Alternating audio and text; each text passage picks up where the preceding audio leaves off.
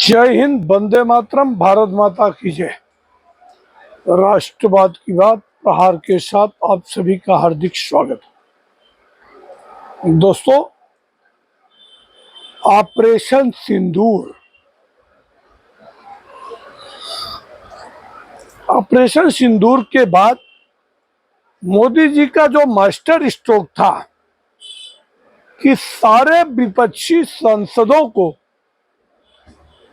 एक डेलीगेट बना के विश्व के 33 देशों में अलग अलग डेलीगेट्स भेजा गया और इनका मकसद था कि पाकिस्तान की करतूत को दुनिया के सामने बेनकाब करना और मोदी जी की दूरदृष्टि सोच, इसमें सब ऐसे अनुभवी सांसदों को भेजा गया जो 5-5, 6-6 बार के सांसद हैं। और जब सांसदों की लिस्ट मांगी गई तो कांग्रेस ने ऐसी लिस्ट बना के दी जो कि जाके देश के खिलाफ जहर उगलने वाले थे, मगर उनकी दी हुई लिस्ट भारत सरकार ने स्वीकार नहीं किया। भारत सरकार ने पिक एंड चूज किया और कांग्रेस के ऐसे लोगों को भेजा जो कि एंटी राहुल गैंग, और ऐसे में सबसे पहला नाम आता है शशि थरूर का। अब अटकलें लगाई जा रही है कि क्या शशि थरूर कांग्रेस को गुड बाय करने वाले हैं। और दूसरा नाम आता है मनीष तिवारी का। मनीष तिवारी भी G23 के मेंबर थे जो कि राहुल गांधी के नेतृत्व पे सवाल उठा चुके थे। और मनीष तिवारी एक अच्छे वक्ता हैं और सूचना प्रसारण मिनिस्टर रह चुके हैं कांग्रेस सरकार में, और 3 बार के या 4 बार के लगातार पंजाब के सांसद हैं। तीसरा नाम था आनंद शर्मा जी का। आनंद शर्मा पिछली बार नेता प्रतिपक्ष थे राज्यसभा में। और चौथा नाम था कनिमोझी का। कनिमोझी जो कि डीएमके के स्टालिन की बहन है। अगला नाम था कार्तिक चिदम्बरम का, और इस प्रकार और अगला नाम था, वो नाम था प्रियंका चतुर्वेदी जो कि कांग्रेस छोड़ के अबकी बार शिवसेना की सांसद थी। और सबसे कट्टर नाम था ओवैसी का, AIM पार्टी। और एक राजीव राय जो कि समाजवादी पार्टी। अब जो डेलीगेट्स हैं ये वतन वापसी के बाद प्रधानमंत्री नरेंद्र मोदी से कल मिला और वो लोग वहां जाके पूरे विश्व में पाकिस्तान को एक टेररिस्ट स्टेट साबित करके आया। तो ये बात कांग्रेस को हजम नहीं हुई। कांग्रेस ने कहा कि जो बाहर गए हैं वो खुद आतंकवादी है। मतलब कांग्रेस अपने ही वरिष्ठ सांसदों को आतंकवादी की संज्ञा दी। दूसरा, आज कांग्रेस पार्टी ने कहा कि पूरा विश्व भारत के खिलाफ खड़ा रहा, भारत का साथ किसी ने दिया नहीं। जबकि उनके ही सांसद जब वतन वापसी के बाद मोदी जी की कूटनीति की भूर भूर प्रशंसा की।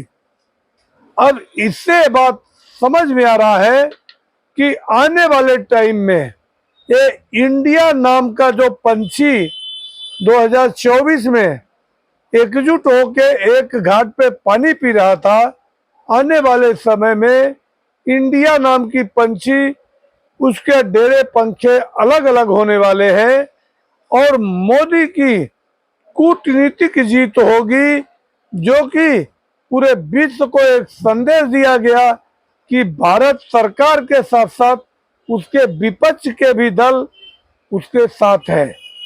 अब ममता बनर्जी के भतीजे अभिषेक सिंघवी, अभिषेक बनर्जी गए थे, उन्होंने भी जम के हमला बोला कि अगर पहलगाम जैसी घटना वापस अगर पाकिस्तान करता है तो उसका मुंह तोड़ जवाब दिया जाएगा।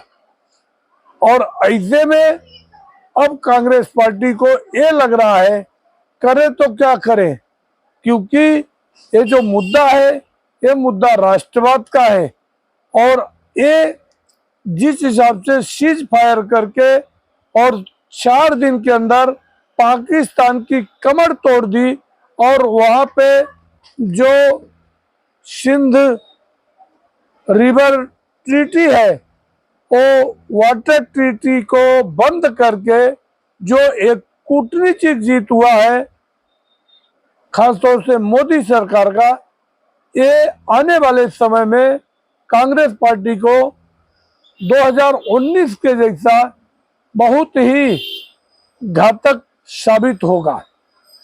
और अब कांग्रेस पार्टी में भी ये टूट के आसार नजर आ रहे हैं।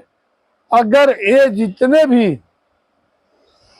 डेलीगेट्स में गए हैं, अगर ये कांग्रेस से बगावत करते हैं, आने वाले समय में कांग्रेस पार्टी और कमजोर होगी और जो 3 राज्यों में कांग्रेस की सरकार बची है उसमें भी कर्नाटक की जो हालत है वहां पे सिर्फ फुटबॉल चालू हो गया है और कांग्रेस आला कमान के पास डीके शिवकुमार और मुख्यमंत्री सिद्धारामैया आए हैं, जिसमें एक प्रपोजल चल रहा है कि 10 से अधिक मंत्रियों का पद छीना जाएगा और उनकी जगह पे दूसरे मंत्रियों का सिलेक्शन होगा।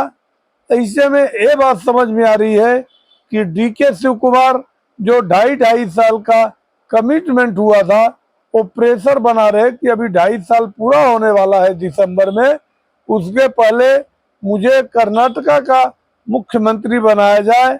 और सिद्धारामैया ने कहा इनके ऊपर ईडी और सीबीआई के केसेस चालू हैं, तो फिर उसके पलटवार में डीके शिवकुमार ने कहा कि इनकी भी वाइफ का वो प्लाट घोटाले में नाम है, तो हम किसी मामले में एक दूसरे पक्षाक नहीं है। वहीं जो तीसरे वहां के तीसरा पावर है जो गृह मंत्री है,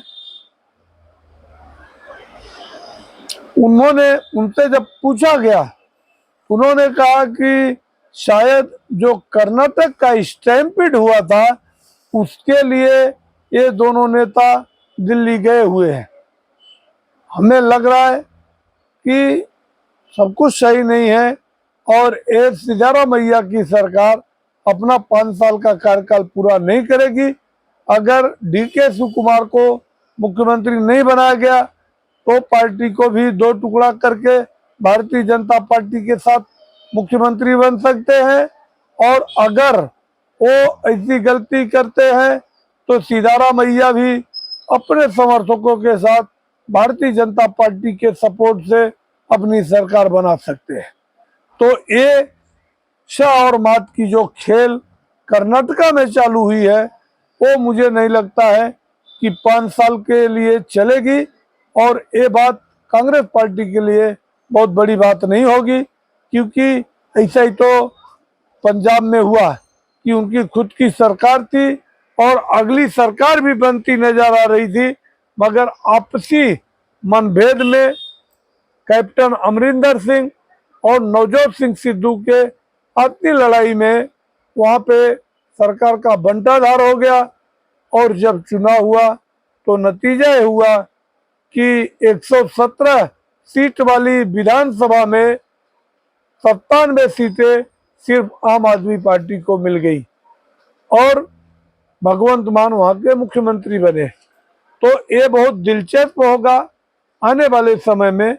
मगर आज जो डेलीगेट्स के बाद जो भयावह स्थिति हुई है, कांग्रेस लाचार परेशान नजर आ रही है, सिर्फ मोदी को सरेंडर के नाम से कोसने की कोशिश कर रही है, जो कि सरासर गलत है। और मोदी किसी के सामने सरेंडर करने वाले नहीं है। आने वाले चुनाव में इसका इम्पैक्ट वापस दिखाई देगा। आप लोगों को अगर हमारा विश्लेषण अच्छा लगे तो आप हमारे चैनल को सब्सक्राइब करें और अपने दोस्तों तक शेयर करें। जय हिंद, वंदे मातरम, भारत माता की। धन्यवाद।